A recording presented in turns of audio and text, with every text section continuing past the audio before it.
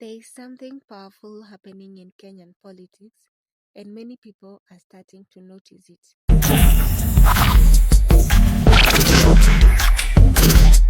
There is something powerful happening in Kenyan politics, and many people are starting to notice it.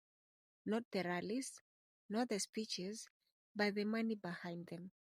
Recently, a video surfaced of Rigathi Gachagua making a bold claim that President William Ruto is allegedly giving out 1,000 Kenyan shillings and 500 shillings to Boda Boda riders and other people just to get them to attend his meeting. Those meetings are paid up meetings. William Ruto cannot hold a meeting at his organic in the mountain. He has to pay people. Na mimi ndio nime-encourage watu wetu, vile hii pesa imeibiwa, ukikosa kukula itakuliwa na wengine, hakuna hasara mtaenda kuikula.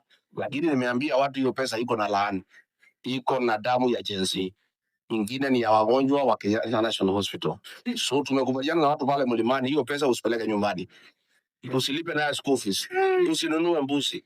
Hiyo pesa inakuliwa tu hapo sokoni, watu wakule, wakunywe maji, pombe, nini. Jana Murang'a imetumika karibu 50 million mpaka chechi imekosekana.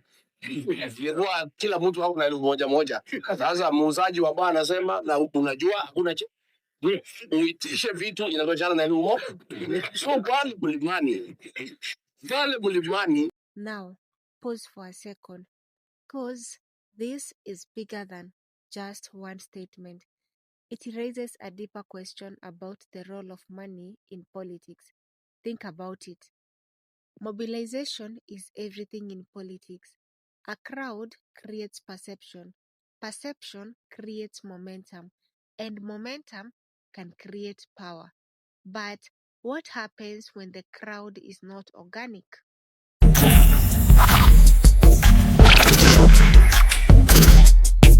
What happens when turnout is not driven by belief but by survival? Because for many Kenyans, 500 or 1,000 Kenyan shilling is not a small amount of money. It's food, it's fare, it's a relief. So, when money enters the equation, it doesn't just attract people, it influences decisions. And this is where the real conversation begins. Is money becoming the most powerful political tool in Kenya? Are we forgetting about ideas? Are we forgetting about policies? Are we making money have the ability to mobilize us financially?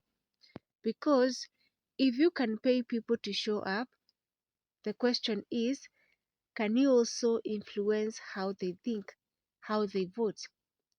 History, for instance, has shown us that financial influence in politics is not new. But what we are seeing now feels more direct, more visible, and more strategic. And as we move closer to 2027, this becomes a question every Kenyan must confront. Will voters choose leaders based on visions and accountability, or will short term financial incentives quietly shape the future of the country? Because at the end of the day, democracy is not just about voting, it's about why we vote the way we do. And maybe, just maybe, the real battle in 2027 won't be fought on the ballots, but in the invisible influence of money. What is you thinking?